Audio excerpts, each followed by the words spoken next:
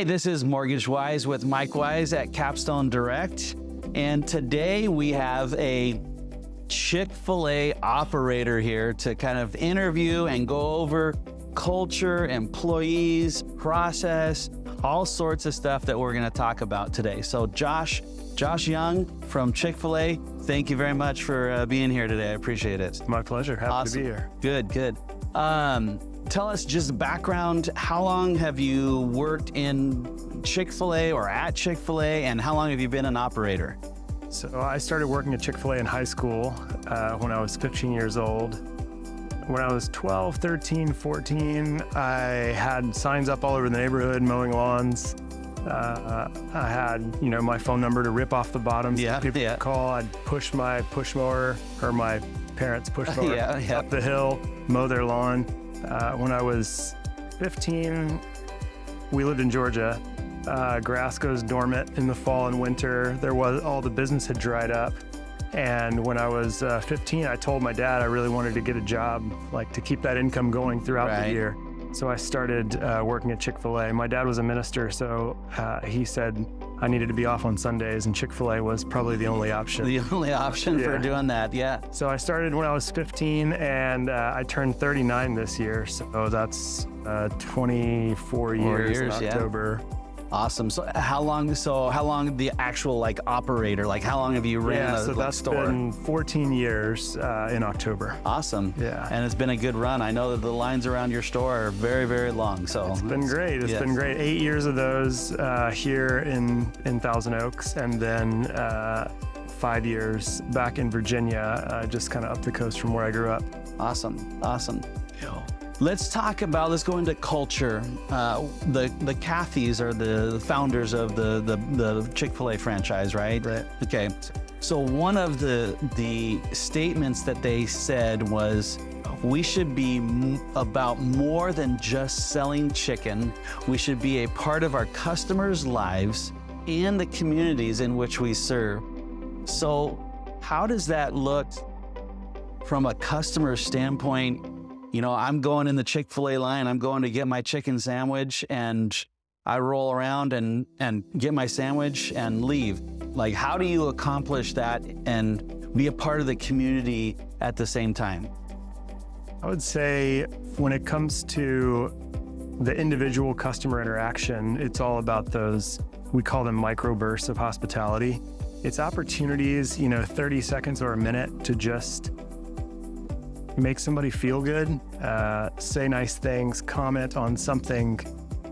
Maybe somebody really likes their car, comment on their car, or somebody has nice, hair, nails, and somebody will comment on that, or for me, if I bring my son into the restaurant and he's in his Little League uniform, for someone to just kind of kneel down and say a little something to him, it's having those kind of interactions. So that's the individual customer basis of being involved and being present and getting to know those people. Those kinds of interactions are the type of interactions that really bring people back over and over and over again. And you call those microbursts? Yeah, microbursts of hospitality, because in the drive-thru you've got 30 seconds to a minute and a half. That's about the amount of face time that you have with each individual person. So it has to be a quick recognition and then a quick comment and conversation, so that we can keep everything moving. I know that my wife drives through almost daily. Yeah. But do they develop relationships with the customers that way as well? They do. I mean, your wife is a perfect example of somebody who feels cared for by our team, and our team feels cared for by her. I mean, we have people like her that bring cookies and treats to the team and have conversations, know what's going on in different people's lives. We've had ladies that have been pregnant and then gone out on maternity leave and had babies, and have had customers that have asked where they are. Yeah. They bring their, babies in and show them around. So there's lots of that kind of connection with, from the team that works at my restaurant and the community on that personal, individual customer level. Okay. And then how do you go out into the community and kind of develop that, be part of the community that you're in? And does each store do that? Yeah, so every Chick-fil-A is owned and operated by an individual who lives in that community typically and is personally invested in the success of that particular location.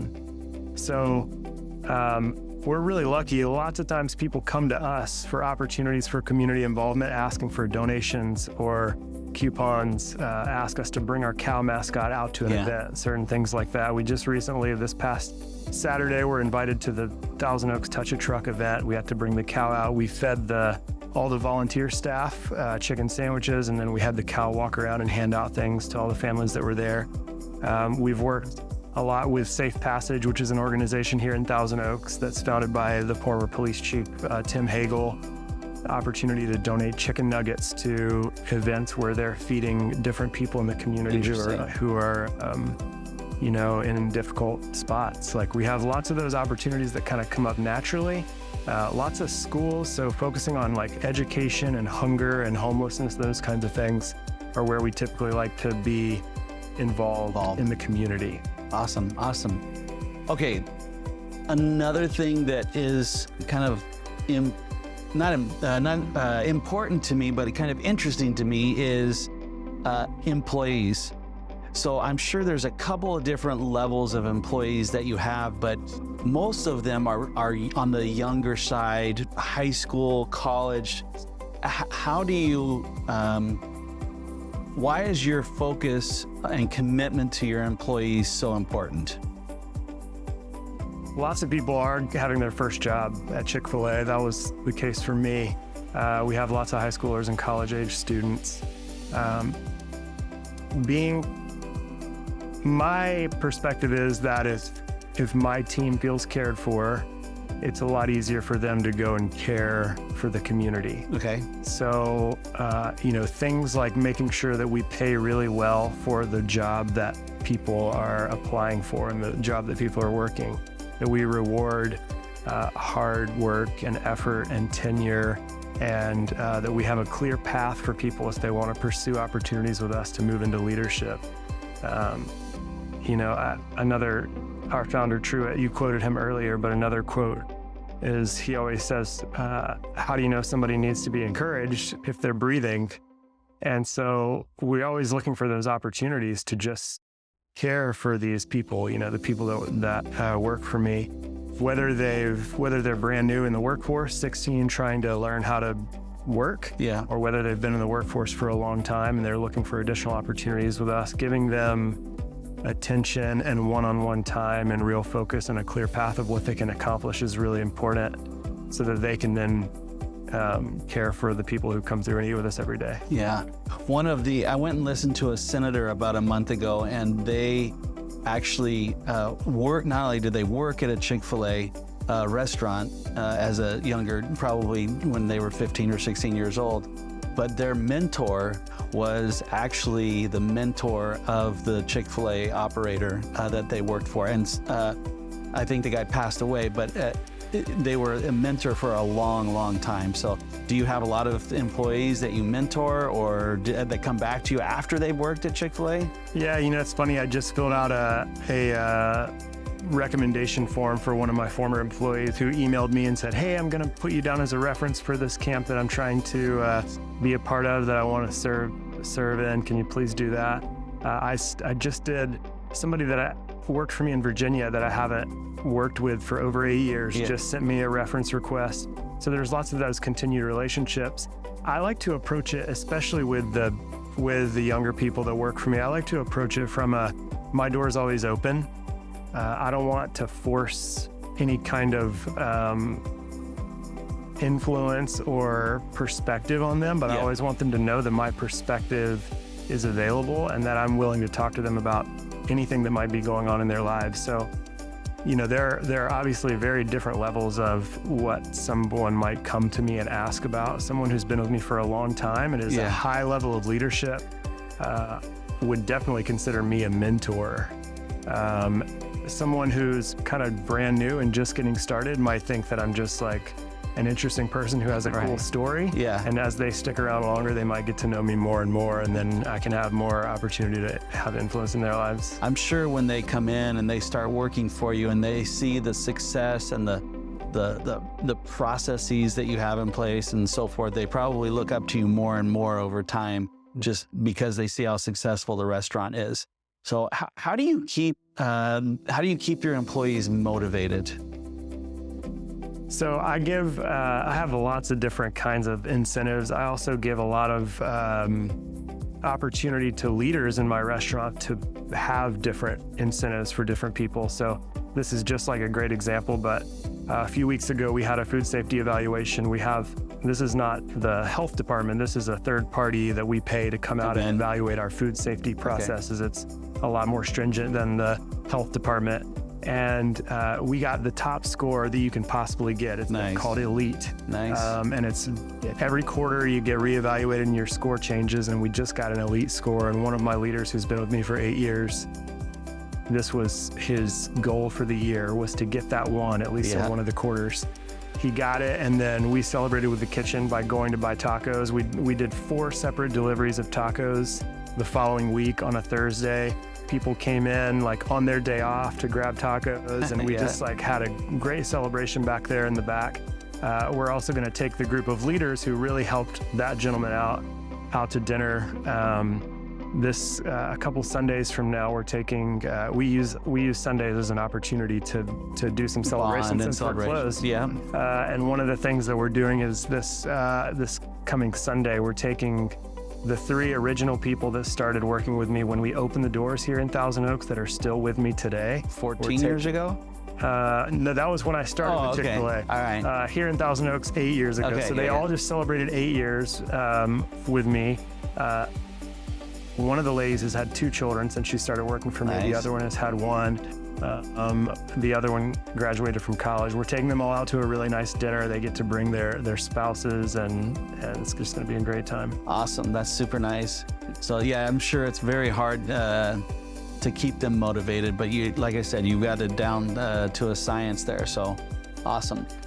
Let's talk about the hiring process, and with the amount of employees that you have to cover all the shifts, you're probably hiring on a constant basis. So what's the hiring process like? What are you looking for?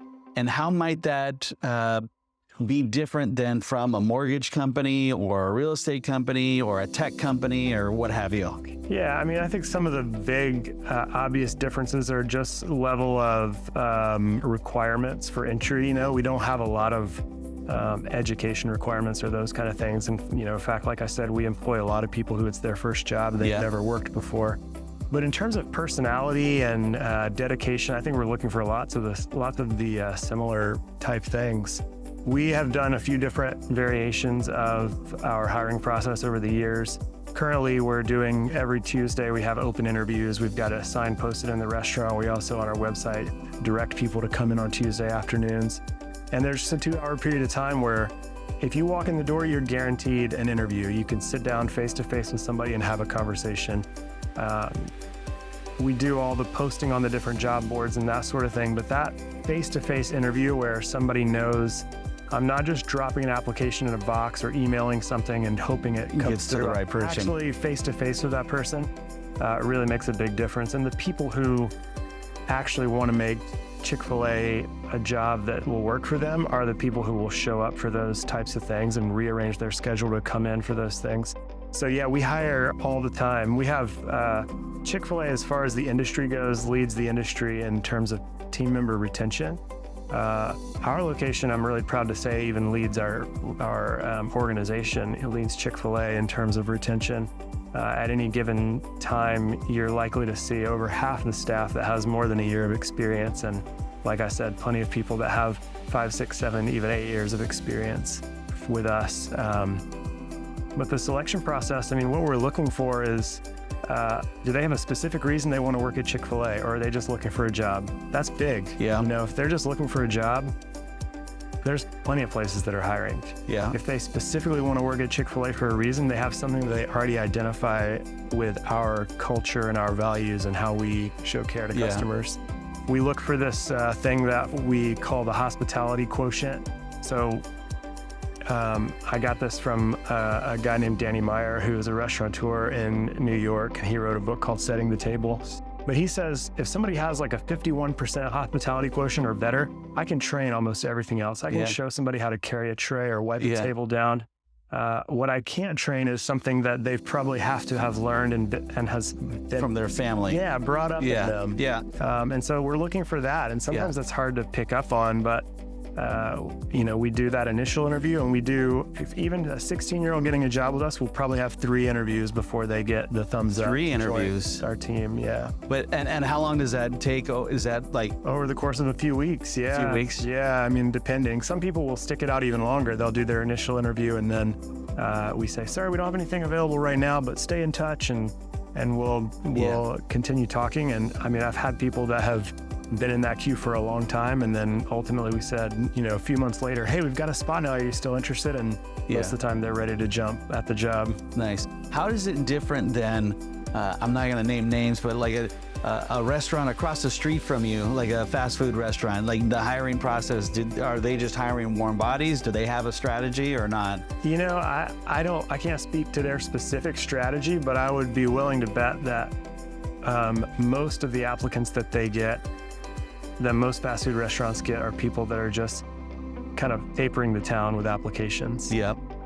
They're not specifically interested in working at that particular restaurant, whereas the people that come to work for us and come apply with us are usually looking for Chick-fil-A for a specific reason. Maybe they like having a guaranteed weekend day off. Yeah, that's like just a Sundays huge perk. off. Yeah. Or maybe there's something about our culture. Maybe they've had great experience as a customer. They see people smiling and seem to be having fun. Yeah. There's lots of reasons, but that's. But you developed that from when you started, or the Cathys started it a long time ago. They've developed that culture so that people want to work there for you. So that's very interesting. We're going to kind of go a little bit of a different direction, and you don't even know about this, but why are people attracted to the Chick-fil-A brand? What is it that brings them to your restaurant, where there's, like I said, there's a line of, even before we started, you said there was on average, the lunch hour and a half is 130 average cars that go through your drive-through. So what is it? Why is it that when people think like, I got to get lunch, Chick-fil-A? Our product is great. That there's no denying that. But at the same time, lots of restaurants have a chicken sandwich. Lots of fast food restaurants, almost every restaurant has that as an option. So Chick-fil-A has always said, the Cathys, Truett especially, always said that, other restaurants can copy and try to make a similar product. Yeah. But they're not going to be able to capture that hospitality and that care that we have for our community. And it's like a flywheel. Like once you get it spinning, it's really hard to get going. And those first couple of years here in Thousand Oaks were really tough to get going. But once it got going, it just kind of goes on its own. It's like it just continues moving. Yeah. And so I think people come because we have a great product. They come because they know the person that takes their order is going to be smiling. Yeah. That we're really high likelihood that we're going to get it correct. That if we don't get it right, we're going to make it right. And we're probably going to go above and beyond that and give you a little something extra if we do make a mistake. And just that it's locally owned. So, lots of people that come through know my name and have seen a picture of me. And they know that I live right here in our town and that I'm, committed to making Thousand Oaks a better place. Yeah. One of the shows that I watch, they focus on this guy goes and buys businesses, and his thought process is what you just talked about: people, process, and product. And so those are the 3 things that he looks for. And if one of those is missing, then he's going in to actually buy the business and improve one of or all 3 of those things to kind of grow the business. So, just in the mortgage business, a 30-year fixed rate mortgage, everybody has that's in the mortgage business. So you got to separate yourself from everybody else. And so the product is usually the same. So you got to focus on the process and the people. So it's the same type of thing. Yeah. Let's transition into leadership. I know that Chick-fil-A, they have even, I think, a leadership center that they have back in Atlanta. that they bring a lot of people to. So tell me, what are some of the core values of Chick-fil-A, and then what are things that you've learned as a leader while serving as an operator at Chick-fil-A? I'm getting ready to take two of my top-level leaders to Atlanta in a couple weeks for one of those training events. It's a 2-day training event where they're going to have case studies and have, instructors at our corporate headquarters talk about different situations that might come up and learn. It's an investment, but it's a really incredible opportunity to be able to go and show them that big Chick-fil-A.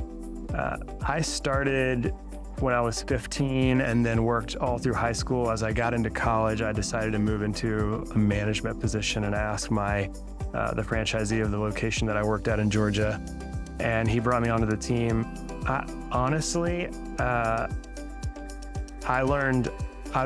Everything that I've learned has been on the job, working with people, having those kinds of one-on-one interactions, being a part of leadership team meetings, watching people learn and grow. Sometimes you just kind of pick up things as you go.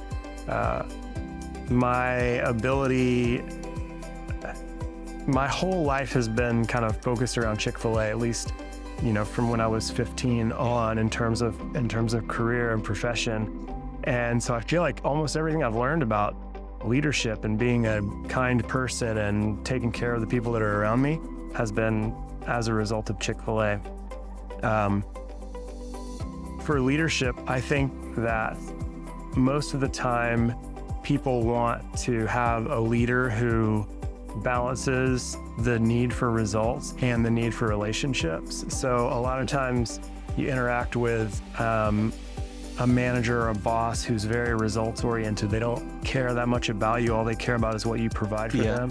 Or you go the other direction, and if you work like lots of people in a high school job, they might work with a manager who just wants to be that person who's like fun to be around, who likes them. And neither of those people actually get long-term results or great relationships. But what I challenge my leaders to do, and what I've hopefully grown in myself, is if you can balance those two things, and the people that work with you, the people that you're in charge of supervising, know that you care deeply about them on the relationship side, and that you expect great things from them. So the leaders that have been the most effective in my business, and the leaders that I've learned the most from over time, have been people who have that really high level of care. They know something about me. They know about my family. They ask me questions that are insightful to me personally and make me feel good. But they also know when I'm giving second best, and they don't allow me to stick with that second best. They always challenge me to give my best. And that's what I hope my leaders do every day. Every time I have a new group of team members come through, which I still do all the orientations with one of my leaders for every new person that comes through. And when I sit down with them, I talk about how I hope that their experience is that they feel cared for, that someone cares deeply about them, and that they expect great things. Because honestly, if they spend 6 months or even 6 years with me, if they can walk away and those two things happen, somebody cared deeply about them and also expected greatness, they're going to learn a lot about the hospitality industry, about working in general, and just about life. So those are kind of the big things that I focus on and have learned. Interesting. So relationship and leadership kind of together, balance both. Being a boss and having a relationship with them is super important. I always say that we have to get results. I mean, we're a business. We're not a charity. We give away a lot of food. So sometimes it does feel like there's lots of charitable stuff that we do. But we're not just a charity. We're in business. We've got lots of people. I have almost 100 people that work for me, and everybody needs a paycheck. We have to have results to make that happen. But demanding results without first earning the right to ask for performance by building a relationship just doesn't ever work out. You churn through people; they don't stick around for very long. And it's just the right way to be a business owner, is to help people know I care about you and I want your best. Interesting. And I'm going to reward you for your best. Love that. Love that.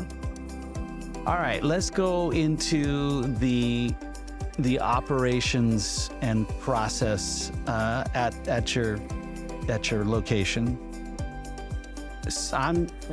I want to know about this just as much as I think everybody else does, but when I'm in line, sitting at your store in the drive-through, I drive up and I'm like, oh, there's like 50 cars ahead of me, right? But I also know that you guys go through and you have a process to make sure that everybody gets through that line in an amazing, fast way and come out with the right food in the right bag at the right time when we hit the end of the line there. So that's way different than a lot of other fast food restaurants. So how do you do that? What's the secret to kind of making sure that your process is bulletproof? The secret, I think, is just constant, continual, small improvements.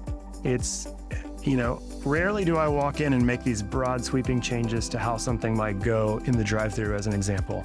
But I challenge everybody who works for me, especially the people who are in charge, to make minor improvements, like 2-second improvements every day. And that's how we go from, when we first opened and maybe it was tough to pull 75 or 80 cars through the drive-thru in an hour to, pulling 130 cars on average through the drive-thru on our busiest hour every single day. It's just constantly looking for little ways to improve. So over time, we've gone from that 12 to 1 busy hour when we first opened, two people were inside standing in front of a register with a headset on. Yeah. And that took a long time. Right. The back and forth, the pushing the buttons, the talking, the miscommunication. So over time, we started moving people outside, and we started with just 2 people. Those same 2 people that were taking orders at the cash register with a headset moved outside and started taking outside so they could move. You didn't have to take it right at that menu point. You could take it further back or move further up. Then we added somebody outside who started taking credit cards and cash outside. And so when you got to the window, all we had to do is hand you your food and you were off. Then we added a 3rd person to take orders outside and a 4th person, and then maybe a 2nd cash person. So we're constantly just making those little changes, adding a receipt printer that just is right on somebody's belt. So they can hand you the receipt and literally all you have to do is get your food and drink and drive. Having some dedicated parking spaces where if somebody is at the window and their food's not quite ready, we can pull them forward and have them run the food out to them so that everybody else behind them can move through. A lot of times you don't think about the delay, but we can't, during our busy time, we can't have somebody sitting at the drive-through window for more than about 30 seconds. If they sit there longer than 30 seconds, then the whole thing backs up. And you've seen, like, if you're on the street, sometimes the line will get out on the street, Those are typically moments where somebody's gotten stuck at the window. Maybe there's a conversation or a mistake or some miscommunication about the order. If we can move that further along and keep pulling cars through, that'll make changes. A couple years ago, at the kind of start of the pandemic, we moved exclusively to drive-through business. And so we had to form 2 lines across the front of our building when previously we only had 1. We moved delivery where we pulled around like the exit and we would deliver 3 or 4 cars at one time so that they could all pull away and then the line could all move up. So we make all those kinds of different little adjustments. And sometimes we say, we're not going to just keep doing this because we've always done it. We're going to keep doing it if it works. And if it doesn't work, we're going to adjust it and make a change. Do some of the, do you get suggestions from some of the younger people that may have been there for a couple of months, or is it mostly kind of your management team that helps you make those? I think, like I said, we've got about 100 people. So 100 brains working towards solving a problem is way better than 1 or 2 or 5 brains, right? So if everybody's looking, and I tell people all the time, mention thoughts and ideas that you have for improvements, because you might come up with something that nobody's thought of before, or you might change something that would make something just a little bit better. So always share your thoughts and opinions. And sometimes some of the best changes that we make are just from a team member that's been there for a few months who says, this doesn't work quite as well as it could. What if we did this? An example is on our soda towers. Originally, you just held the cup against the little bar and the soda flowed out. Well, now we have automated, so we put it there and push a button and it fills it to the right level. And it was simple, you know, it cost like $150 to retrofit that thing, and it was good to go. And so we did that in the drive-through, then we did it on the front counter, and then we did it on the other one on the front counter, and now it's just kind of, you know, the way we do things. So minor tweaks that for everybody in our business, even we're trying to do those, but we do make some big changes every once in a while, just to kind of really improve the process. I noticed you actually did some construction work on your site over the last 6 months or so, but yeah, I'm sure that helped a lot. Do you have metrics against different stores? So if you're averaging 150, 160 cars through from 12 to 1, are you compared against other Chick-fil-A stores that they're doing the same thing? Like, how do you manage that? Yeah, we can benchmark. So there's tons of visibility into markets and teams. So here in Ventura County, I have a team of operators that are here in Ventura County that I can benchmark with, or the entire LA area as a whole, or all of California, West region, or even the chain. Okay. I can look at what are these average numbers and how are we doing compared to average. So, you know, when we first opened, it was literally like, let's rush to try to get to average. Like, we want to be middle of the pack. Because when we started, we were still new. Chick-fil-A was still very new in Southern California. Now we've reached that kind of average point, and we're trying to push ahead into different areas. But yeah, we can see every month a report that comes out to show where we land. There's even like our sales tracking and monitoring. We can see, okay, last year, this week was really busy. Wonder why that was. And then you can start putting the pieces together. When were the busy hours last year on this day? And what happened this year that's different than last year? We operate around, like, you know, our local school schedules. We have to make all kinds of adjustments based on when school's in, when school's out. Yeah. What are holidays, what are not holidays, and so forth. And we're kind of coming off a weird time because of the pandemic.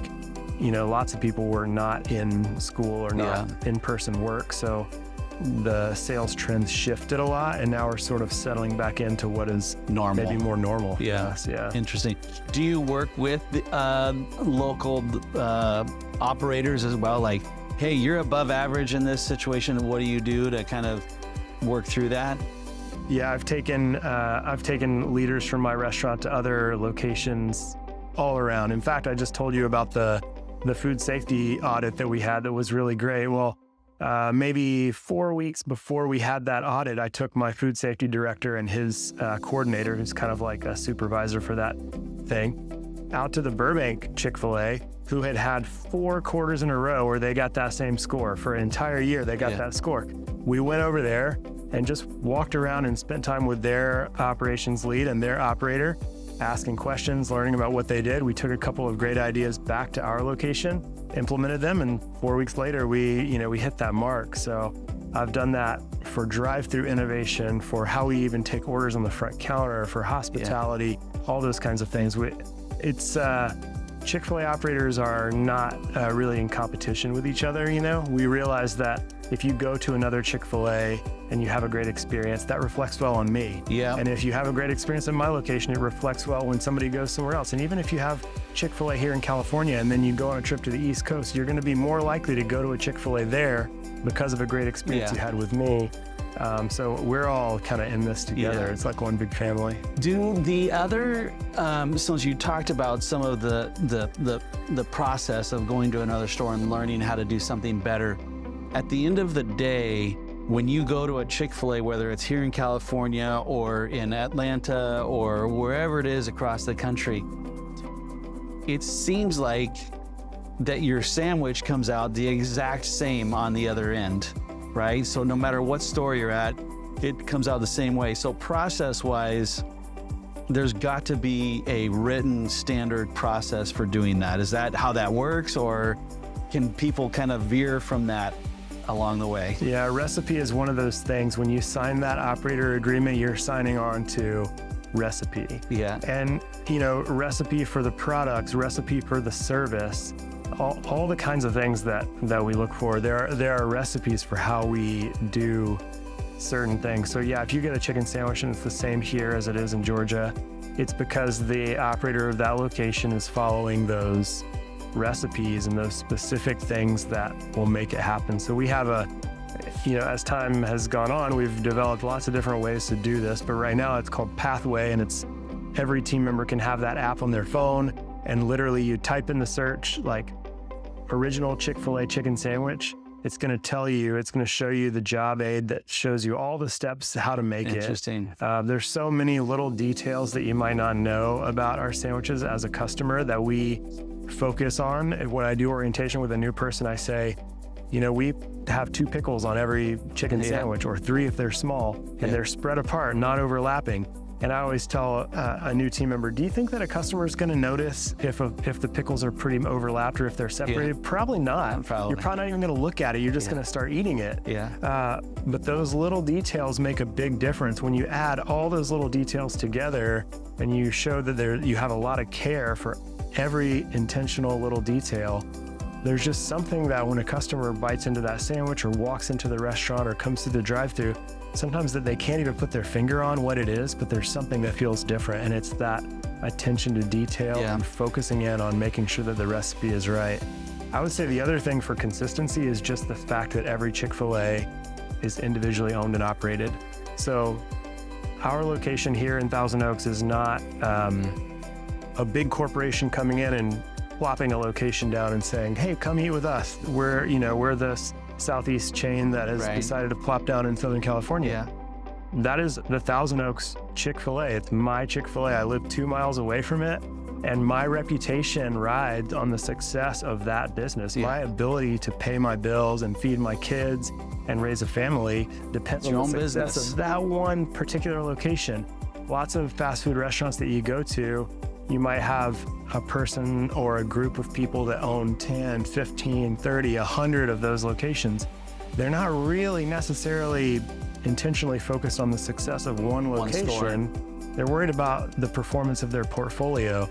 Well, Chick-fil-A is not a portfolio. Chick-fil-A is, almost every Chick-fil-A operator has 1 location.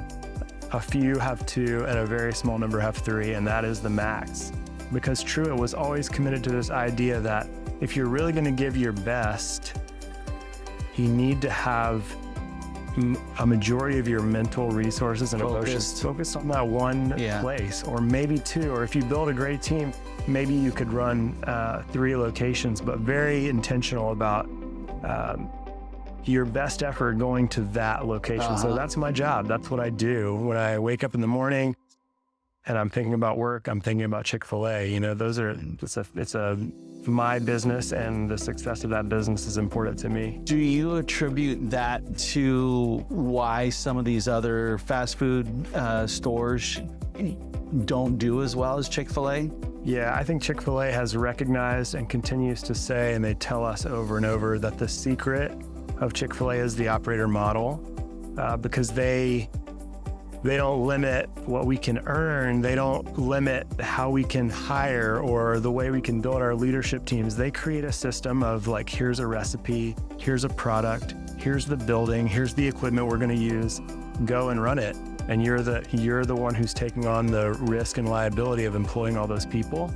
And that's not typically the case. Most of the time, if you go to another fast food restaurant, there will probably be a general manager who might live in that community, but is a hired employee of the franchisee for that place. Right. And there's just not quite as much. I mean, I have a general manager who does great work for me, but I'm with that person on an almost daily basis.